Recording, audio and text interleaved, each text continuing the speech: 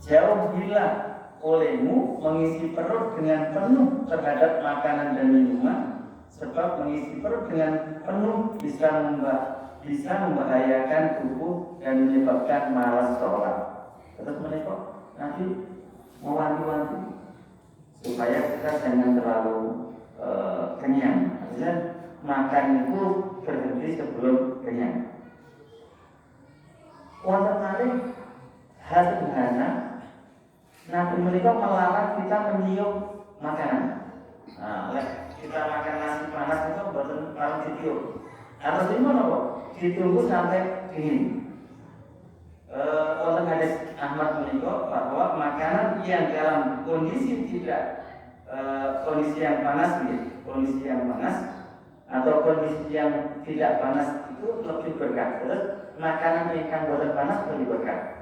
Nah, saat menikah sama kayak dokter menikah melarang kita makan nasi yang panas, apalagi ikan wonten diabetes, karena nasi dalam makanan dalam kondisi yang panas menikah gula pun sangat tinggi.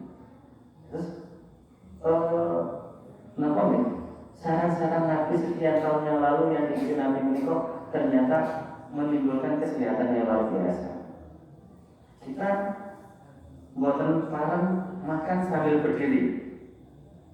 Oke. Tapi kadang-kadang buatan standing party, buatan apa? Prasmanan, makanya itu berdiri. Ini kok alasan mau sewa kursi ini pun pasti mahal. Terus sebenarnya sebaiknya buatan berdiri gitu. Kenapa kok Nabi menganjurkan kalau makan itu sambil berdiri, makanan itu lebih buruk dan kecil. Itu hadis itu. Kenapa? Ternyata dari segi kesehatan selain sopan santun, asam lambung menikah sakit meningkat karena sambil berdiri tekanan pun kuat. Menikah pola makan itu diatur. Maka untuk mengatur menikah, Islam Nabi Muhammad menganjurkan kita untuk berpuasa selain Ramadan dan puasa-puasa sunnah. Kenapa? Karena asyamu junnatun jim nontak junnatun itu perisai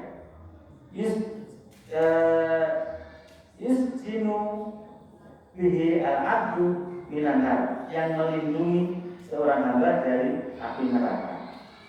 Jadi junnatun itu tulisannya pun jim nontak, bacanya pun junnatun. Wonten itu wonten jannatun, wonten junnatun, wonten jinnatun. Sama-sama jin, sama-sama nun, sama-sama tak. Kalau kita baca keliru baca, artinya pun keliru. Tapi junnatun perisai, jannatun surga, jinnatun jin. Ini wonten persamaan itu. Persamaan itu apa? Sama-sama sesuatu yang buatan kelihatan. Jannatun mereka buatan kelihatan. Jinnatun perisai dalam diri buatan kelihatan. Jinnatun buatan kelihatan. Nah, jin itu buatan kelihatan, Bapak. Lek wonten jin kok menampakkan diri, nah jin itu berarti bermasalah. Karena dia buatan asli itu buatan kelihatan. Ini sebaliknya dengan ins mereka manusia. Hamzah dan sin menikah manusia menikah atas itu tabiatnya adalah yang tampak, kebalikannya sih. Maka bapak ibu harus sering menampakkan diri. Maka wonten bapak ibu, napa wonten istri ini pun, napa ibu suami ini pun kok pulang dari undi nonton delik-delik sembunyi-sembunyi, berarti wonten masalah. Soalnya pun mesti tampak. Lah sembunyi-sembunyi, napa ibu-ibu ningali dompet pun bapak-bapak suami pun sembunyi-sembunyi, mesti ada masalah. Karena memang prinsipnya menikah tampak. Menikah sunnah-sunnah dalam makan. Yang kedua adalah pola yang diatur oleh Nabi supaya kita sehat adalah, dan ini sesuai dengan sunnah, adalah pola tidur. Pola tidur menikah sampai tidur pun Rasulullah SAW mengatur kita supaya umat itu sehat. Bapak Ibu biasanya pun disarankan tidur itu berapa jam nih? 8 jam. Ternyata Nabi itu baru tidur 8 jam. Beliau itu antara 5 atau 6, paling banyak 7 jam. Terus buat 8 jam. Nah, teori tentang tidur 8 jam itu akhir-akhir itu sampun dipatahkan oleh seorang psikiater, ahli psikiater nami pun Daniel F.K. Menikah seorang ahli psikiater saking California, Universitas California. Dia mengatakan orang kalau tidur 8 jam itu sebenarnya terlalu lama. Beliau menyarankan idealnya itu 6 sampai 7 jam. Terus bukan terlalu lama. Nah, kenapa? Karena Nabi mengatakan kalau tidur itu terlalu lama atau terlalu sedikit itu sama-sama berbahaya. Terus bukan seimbang, sama-sama terlalu lama atau terlalu cepat itu artinya mengganggu kesehatan. Wonten buku psikologi, buku terbitan Erlangga Surabaya mengatakan bahwa ini buku menika dikarang orang-orang psikolog mengatakan bahwa kalau orang itu bisa bangun sepertiga malam, kemudian diikuti oleh sholat tahajud dapat memperbaiki kebadan tubuh. Tubuh menika kebal. Terus wonten beberapa tahun yang lalu, wonten kasus di Jerman. Jerman menika negara maju, tapi ada masalah besar dengan pemuda-pemudanya. Anak-anak mereka, anak-anak yang dewasa, umur dewasa mereka banyak yang mengidap insomnia. Apa menika? Susah tidur.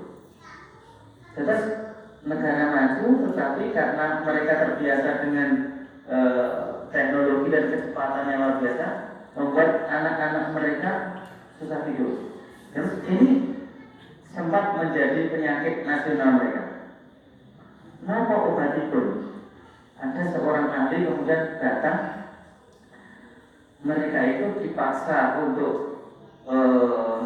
segera istirahat, istirahat. Kemudian sebelum pagi sekitar jam 2, jam 3 mereka dibangunkan karena bukan Islam.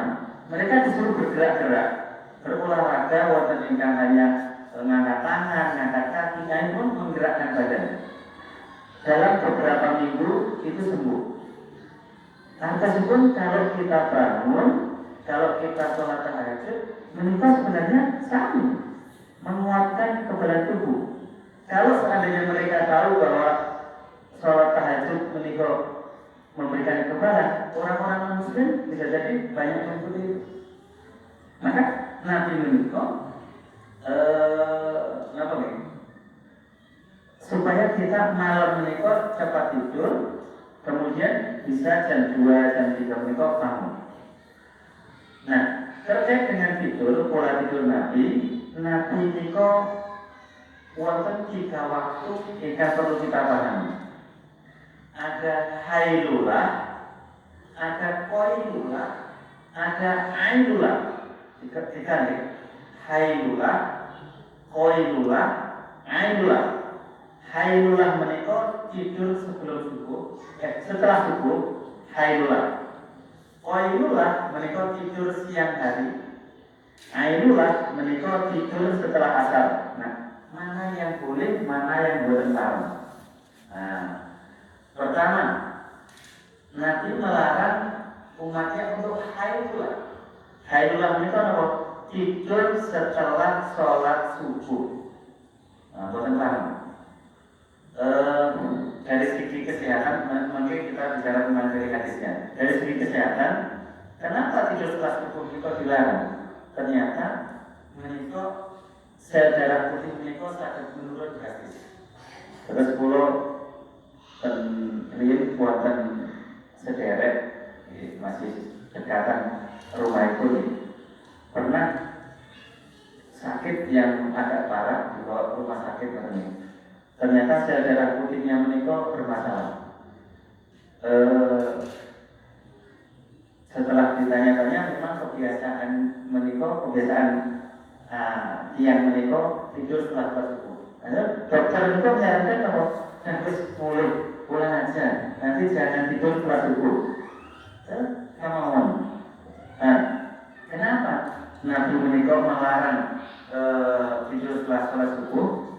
Wonten ulama mengatakan an-naumu ba'da subhi yubhibu barakata rizki wal umur.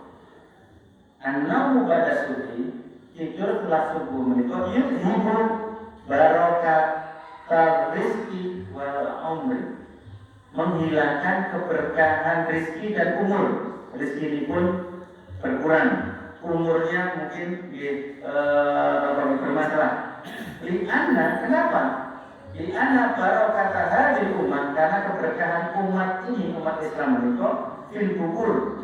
Kubur menika adalah bangun sesegera mungkin. Wa huwa ba'da sholatil fajri ila tulu'i syamsi. Terus beraktivitas dari fajar sampai tulu'i syamsi. Niku hailullah, ingkang dilarang. Yang kedua, ingkang dilarang adalah ainullah. Ainullah menika tidur setelah sholat asar. Kenapa? Bapak Ibu menawi istirahat tidur setelah asar, bangun menika kadang-kadang bingung ya, bingung. Aku nanti kenapa? Tidur setelah asar menika dari kesehatan memang membuat kita kadang-kadang gelisah, murung, buatan ceria. Terus wonten hadisipun Nabi, man nama ba'dal asri, siapa yang tidur setelah sholat asar, faktalisa akluhu, maka akalnya itu faktalisa itu kados hilang, kados boten sadar. Akal itu boten sadar. Fala yalumanna illa nafsu, kadang-kadang dia menyalahkan diri sendiri. Ini harus terpenuh. Napa-napa salah kadang-kadang. Ini waktu ingkang dilarang untuk tidur menika hailullah. Setelah sholat subuh, kalian ainullah setelah sholat asar. Nah, karena wonten hadis dipun. Selain dari sisi kesehatan memang banyak pakar-pakar kesehatan sampun menyarankan menika. Ingkang disarankan nopo Bapak Ibu? Ingkang disarankan menika adalah qailullah.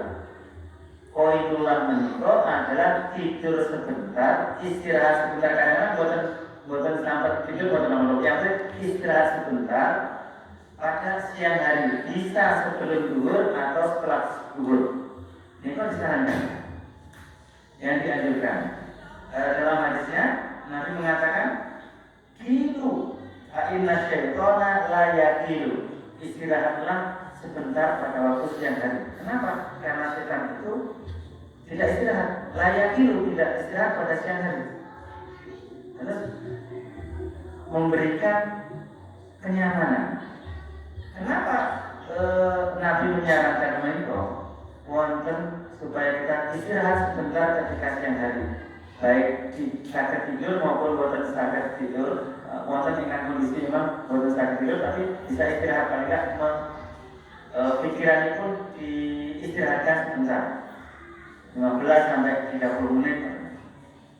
Imam Ghazali, seorang ulama besar, menika mengatakan al-qailulatu wa hiya sunnatun yusta'anu biha ala qiyamil lail, bahwa al-qailulah, tidur sebentar, istirahat sebentar ketika siang hari menika adalah sunnah. Yusta'anu biha ala qiyamil lail, yang akan membantu seseorang, menolong seseorang untuk bisa dia bangun malam untuk qiyamul lail. Terus siang bisa istirahat sehingga dalu menika saged tiyang mulai. Kama anna sebagaimana anak tasahur sebagaimana makan sahur menika sunnah juga yusta'an bihi ala siyamin nahar, seperti sahur yang membantu orang untuk bisa siang puasa ketika siang. Nah, terus kalau kita ingin malam menikah bisa sholat malam, usahakan siang menikah bisa istirahat sebentar. Nah, ini yang disarankan antara haidullah, qaidullah, ainullah. Nah, haidullah menikah dilarang, ainullah dianjurkan, qaidullah dianjurkan. Wonten dua waktu malih ingkang boten dianjurkan oleh Nabi ketika kita tidur sehingga mengganggu kesehatan kita. Apa? Tidur sebelum sholat isya. Ibadah maghrib sebelum sholat isya menikah Nabi membenci karena yakrahu nauma qabla isya'i wal hadits ba'da. Nabi menikah melarang umatnya tidak senang kepada orang yang tidur sebelum sholat isya dan wal hadits ba'da, dan banyak ngobrol setelahnya. Harus pun di ba'da isya begadang, ngobrol ingkang boten wonten arahipun, begadang sampai jauh-jauh. Nah, ini kok hadis Bukhari. Kenapa dilarang? Karena antara isya malam sampai jam jam 12 menika waktu pun istirahatnya. Waktu pun istirahat. Maka Nabi menikah ketika ditanya sahabat nanya kepada Aisyah, ya Aisyah, bagaimana Nabi tidur? Dia menjawab, Nabi sallallahu alaihi wasallam karena yanamu awwalal lail. Nabi menikah segera tidur awal lail, di awal malam jam 9 sampai tidur jam 10. Wa yaqumu akhirahu fayusalli, kemudian bangun akhir malam sebelum sahar menikah waktu menjelang fajar menikah sahar. Beliau bangun kemudian sholat. Itu yang dilakukan oleh Nabi tiap malam. Kenapa? Kenapa tidur menikah diatur oleh Nabi?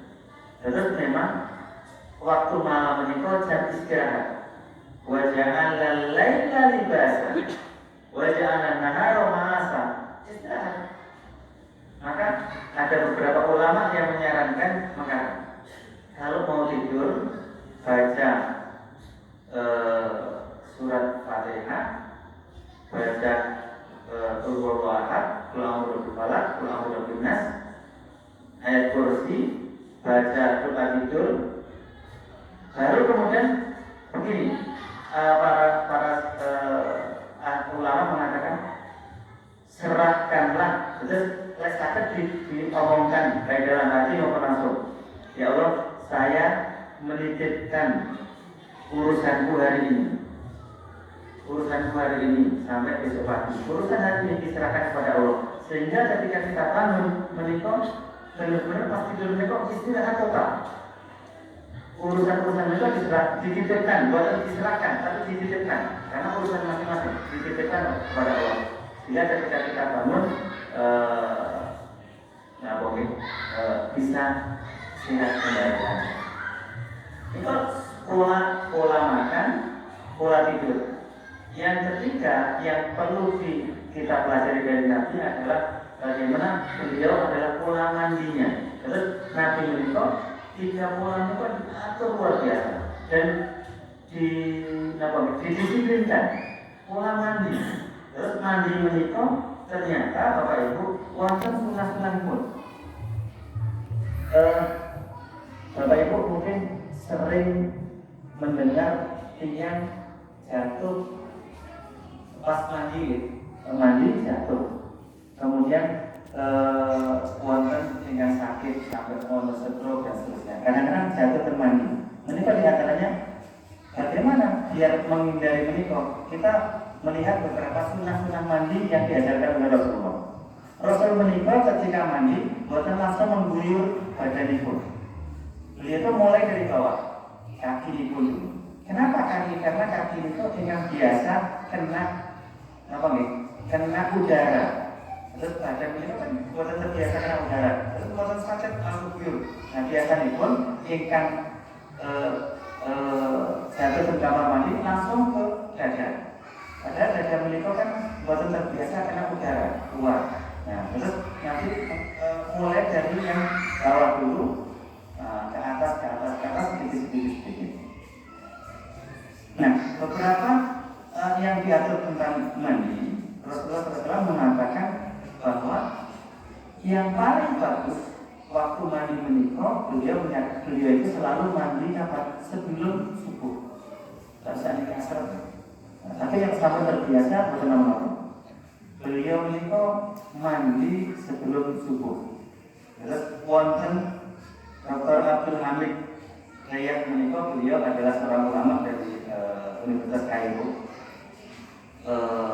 Beliau juga ahli tentang kesehatan. Kenapa mandi sebelum subuh antara jam 2 sampai sebelum subuh menikah terbaik?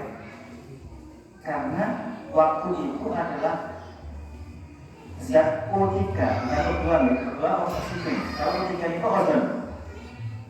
ozon dunia menikah adalah terbaiknya waktu antara jam 1, jam 2 sampai sebelum subuh menikah ozon terbaik.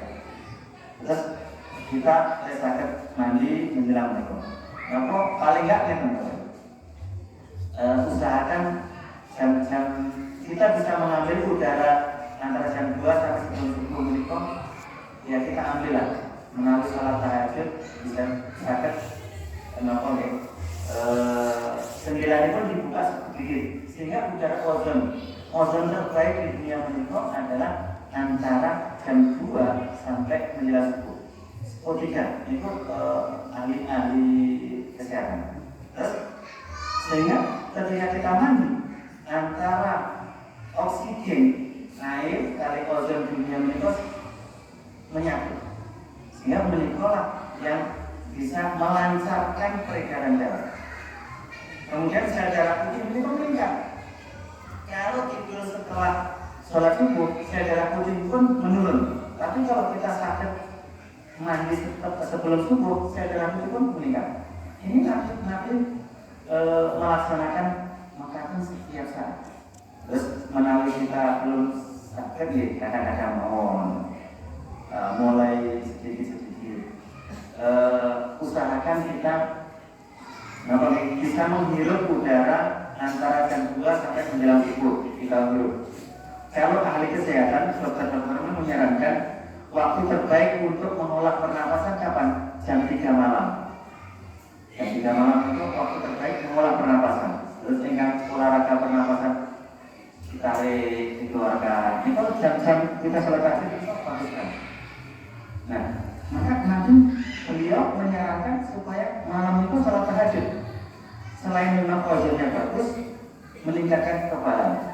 Selain memang tahajud menikah wonten keutamaan yang luar biasa. Nanti kita bicara di kesempatan yang lain.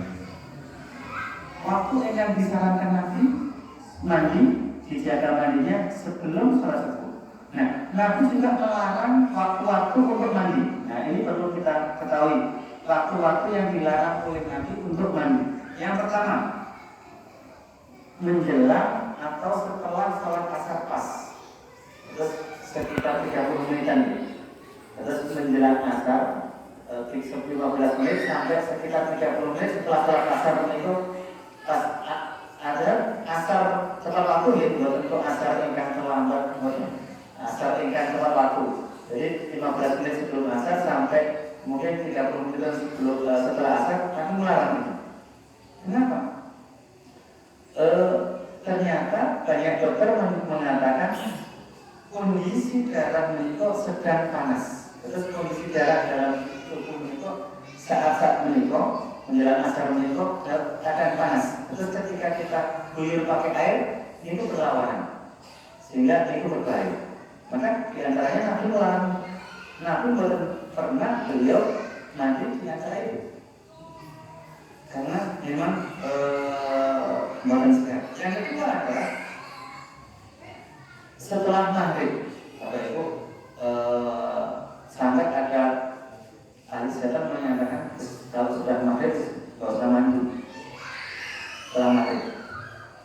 Kenapa? Ternyata apa yang dilarang oleh Nabi itu diteliti oleh para dokter.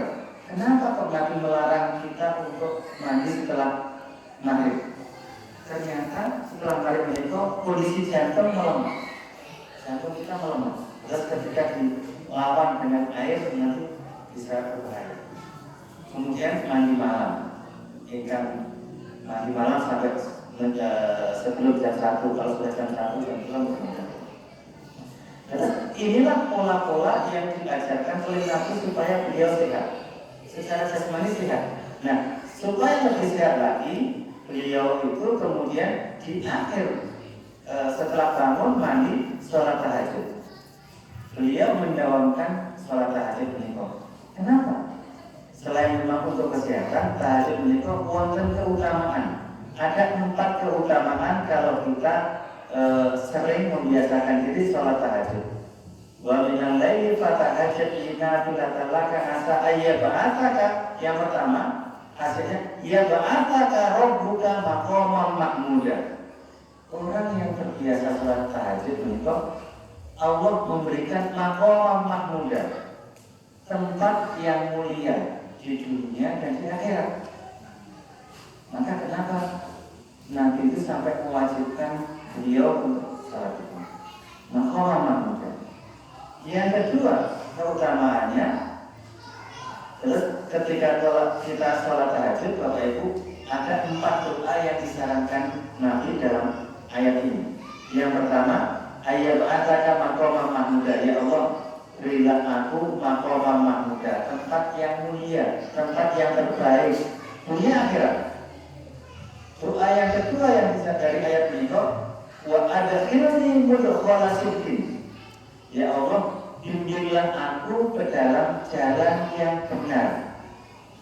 Kita dalam tahajud kita minta supaya dibimbing Allah, dibimbing kepada jalan kebenaran, dibimbing sholat itu, dibimbing menjalankan perintahnya, menjauhi larangannya, dibimbing mendidik anak-anaknya, menghormati guru-gurunya, berbakti kepada orang tuanya. Terus ini harus bimbingnya dari Allah itu luar biasa. Berdoa supaya dibimbing kita selalu bisa berbakti kepada orang tua, anak menghormati kita.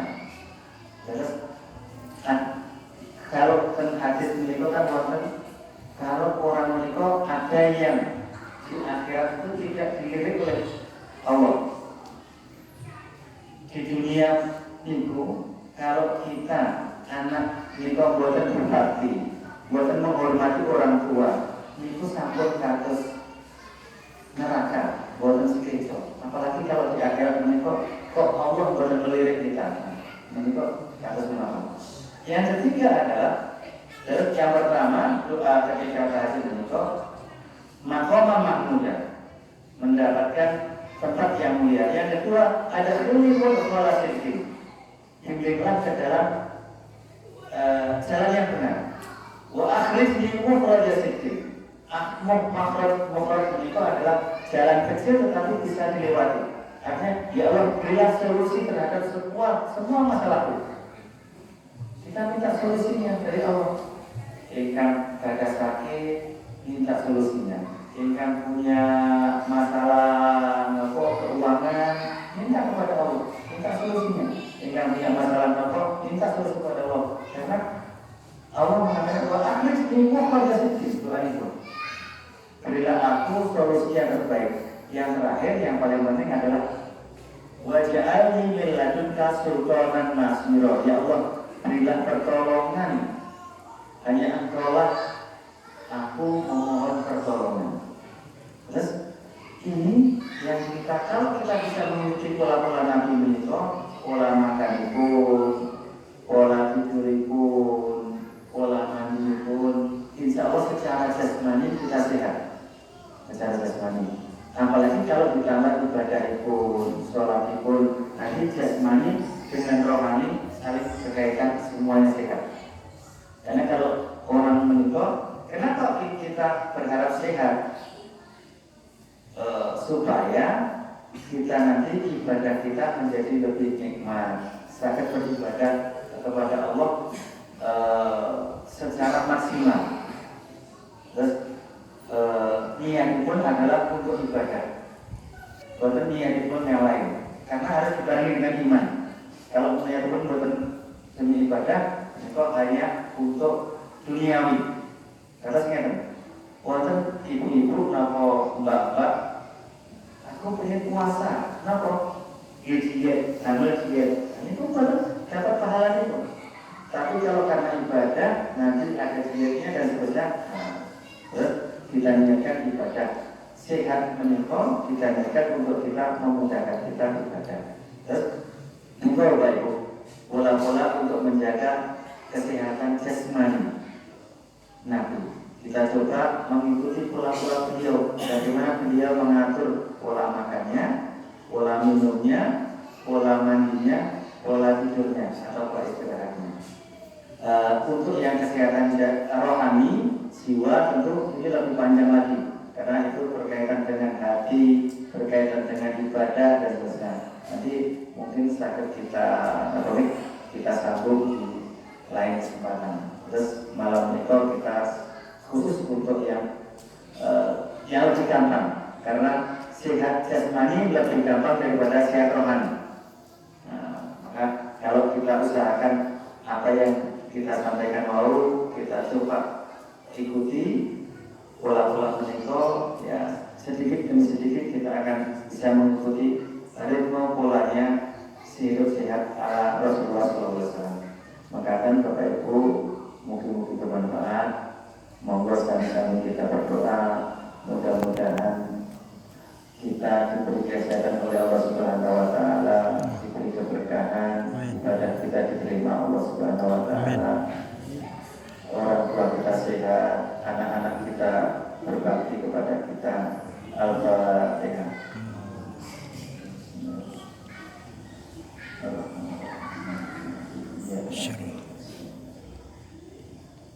Allahumma sholli ala sayyidina Muhammad wa ala ali sayyidina Muhammad walhamdulillahi rabbil alamin. Hamdan syakirin, hamdan na'imin, hamdan yuafi ni'amahu wa yukafi'u mazidah. Ya Rabbana lakal hamdu kama yanbaghi li jalali wa'ali sultanik. Rabbana zalamna anfusana wa in lam taghfir lana wa tarhamna lanakunanna minal khasirin. Rabbana la tu'akhidhna in nasina aw akhtana. Rabbana wa la tahmil 'alaina isran kama hamaltahu 'alal ladzina min qablina. Rabbana wa la tuhammilna ma la taqata lana bih wa'fu 'anna waghfir lana warhamna anta maulana fansurna 'alal qawmil kafirin. Rabbana ighfir lana wa liwalidayna warhamhuma kama rabbayana shighara. Rabbana hab lana min azwajina wa dhurriyyatina qurrata a'yun waj'alna lil muttaqina imama. Rabbana hab lana minas sholihin. Rabbana hab lana minas sholihin. Rabbana hab lana minas sholihin. Rabbana ij'alna muqimis shalah wa min dhurriyyatina Rabbana wa taqabbal du'a. Allahumma inna nas'aluka salamatan fid din wa afiyatan fil jasad wa ziyadatan fil 'ilmi wa barakatan fil rizqi wa tawbatan qabla al-maut wa rahmatan indal maut wa maghfiratan ba'dal maut. Allahumma hawwin 'alaina fi sakaratil maut wa najatan minan wa la hisab. Allahumma a'inna ala dzikrika wa syukrika wa husni ibadatik. Rabbana atina fid dunya hasanah wa fil akhirati hasanah wa qina adzabannar. Walhamdulillahi rabbil alamin. Assalamualaikum warahmatullahi wabarakatuh. Waalaikumsalam.